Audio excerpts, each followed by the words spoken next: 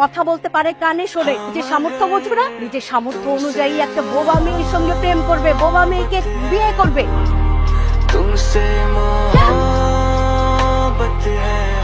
সবকিছু ভুলে যাও, তোমার বিয়ের যথেষ্ট বয়স হয়েছে। তোমার বাবার সঙ্গে আমি কথা বলেছি, আর বিয়ের আগে আমি কিন্তু কোনো রকম নখরামি সহ্য করবো না। মা আমি জানি আমি তোমাদের চোখে অনেক বড় অন্যায় করেছি, কিন্তু মা আমার কিছু করার ছিল না। তোমাদের পছন্দ করা ছেলেকে বিয়ে করলে হয়তো তোমরা খুশি হতে, কিন্তু মা আমার কথাটি তোমরা একবার ভেবেছো? আমি চলে যাচ্ছি সেই পাহাড়ি রাজকুমারের কাছে, হয়তো কথা বলতে পারে না, তোমাদের সমাজের চোখে মানানসই না, কিন্তু তোমার বিশ্বাস করো ওর চোখে আমি যে ভালোবাসা দেখেছি, ও আমাকে কখনো অসুখে করবে না।